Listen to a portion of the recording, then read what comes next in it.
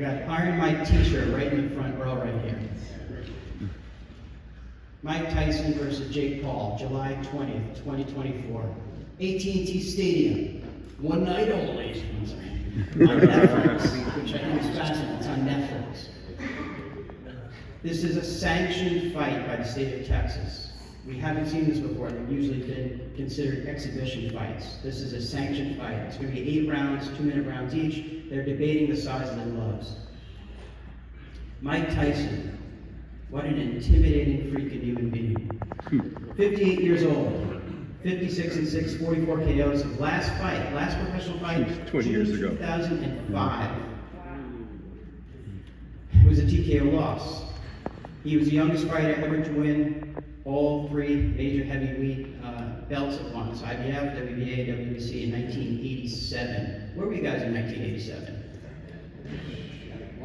He says he's giving up sex and smoking weed for the fight, so he's committed to this fight. Jake Paul, 27 years old, 9-1, 6 KOs. A lot of questions. I know people who follow him say he's a very good boxer and a good fighter. A lot of unknowns, we'll see. What happens as we age? Reflexes change, strength and muscle, your recovery is longer, concussion injuries, bleeding changes, you have to train differently, whole slew of things. Reflexes slow with aging. So what does this mean? Slower defense. Punches coming, you may not see it as quick. You're more likely to get hit. Your offense is slower. It's harder to counter because you're not as quick on your reflexes.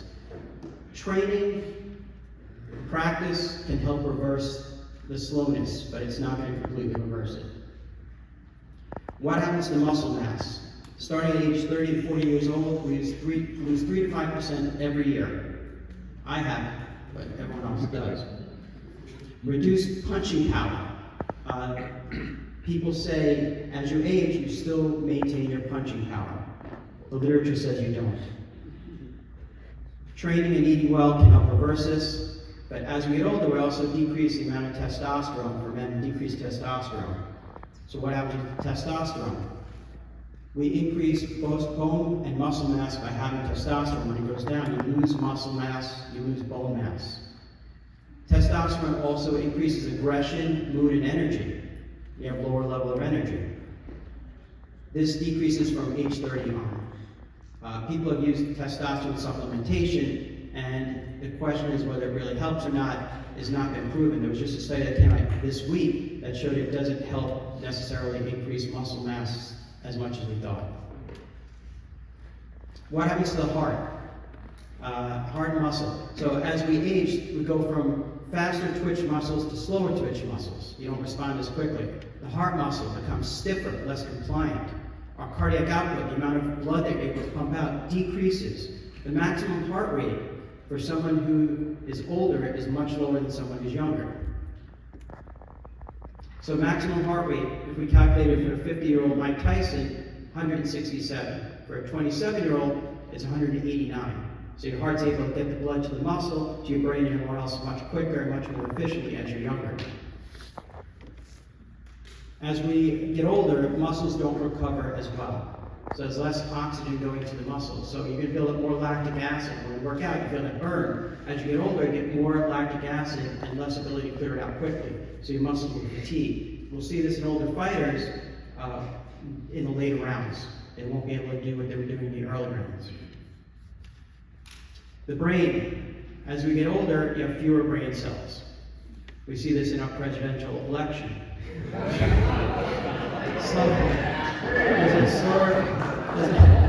There's a slower transmission and neural deficiency. You accumulate proteins in your brain, tau proteins, which cause Alzheimer's. So as we get older, we get more proteins in our brain. You also have decreased fluid around the brain, so there's less cushioning for the brain.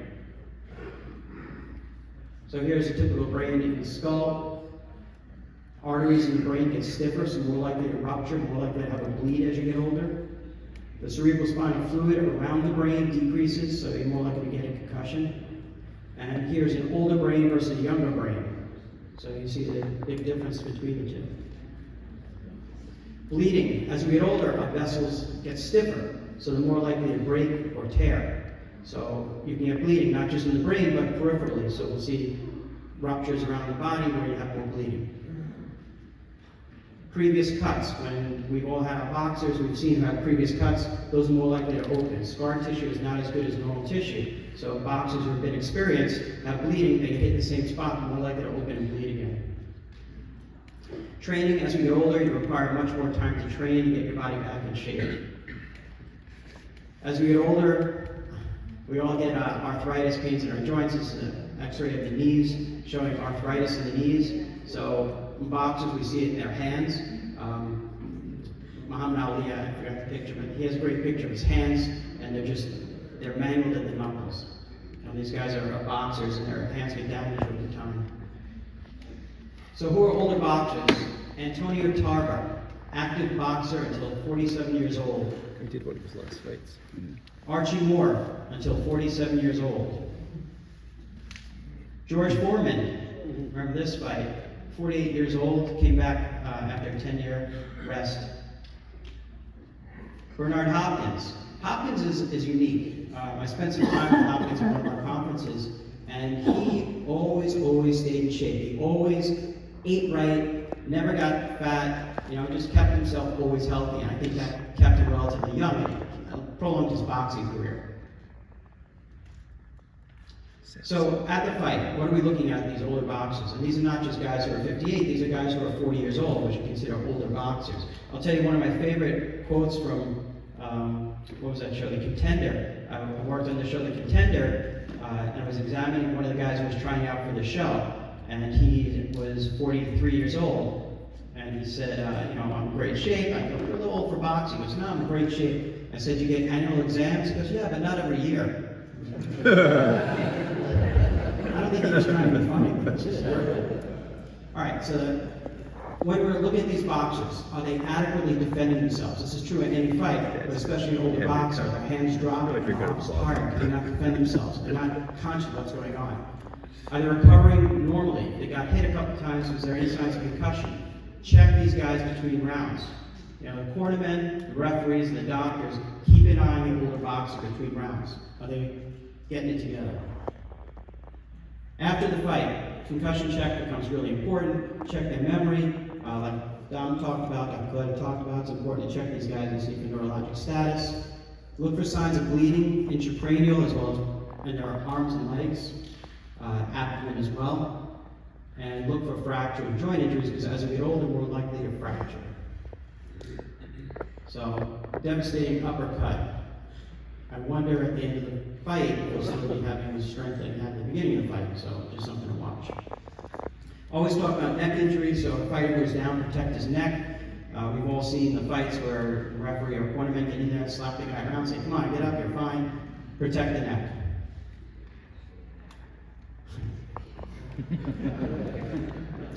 All right, and always my favorite slide. People say, you have such a great view from ringside, you're so fortunate. I go, not always. Is that someone here, or do you know who that is? All right, thank you.